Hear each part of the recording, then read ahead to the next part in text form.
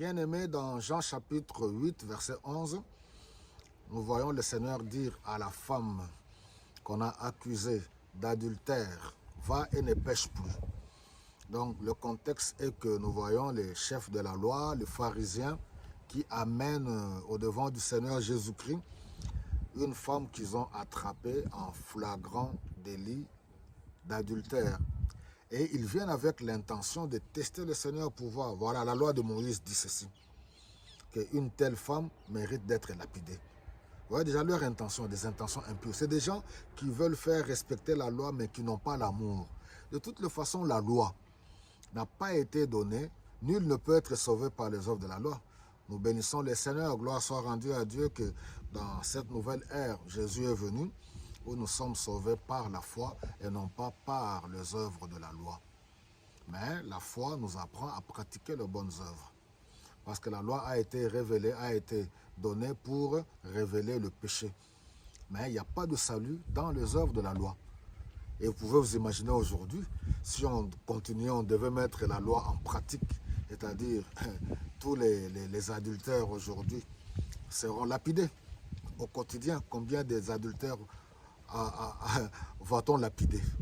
Imaginez-vous un peu. Alors, le Seigneur, lui, il est compatissant. Il a un regard particulier. Nous devons imiter le Seigneur. Les chefs religieux ont un regard méchant, un regard de jugement. Le monde dans lequel nous vivons, c'est un monde de la méchanceté. Mais le Jésus, il a un regard. Il n'a pas voulu entrer dans leur jeu. Est-ce que Jésus-Christ protège le péché ou agrée le péché? Loin de là. Il aime les pécheurs, mais n'aime pas le péché. Quand il a dit à toutes ces personnes qui étaient là que celui qui n'a pas de péché jette la première pierre à cette dame. Personne n'a osé. Pourquoi? Leur conscience les a accusés. On parlera de la nature du péché. On parlera du péché qui habite en chaque être humain en dépit du salut que nous avons en Jésus-Christ. On développera cela dans la deuxième partie. Et voilà, le Seigneur se retourne vers la femme pour lui dire: où sont tes accusateurs? Personne ne te condamne, moi non plus, je ne te condamne pas. Va et ne pêche plus. Cela, ça veut dire quoi? Est-ce que le Seigneur peut-il nous demander quelque chose qui est impossible?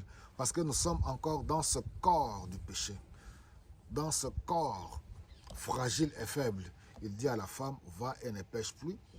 Donc, par la grâce de Dieu, on verra ça dans la deuxième partie. Que le Seigneur vous bénisse abondamment.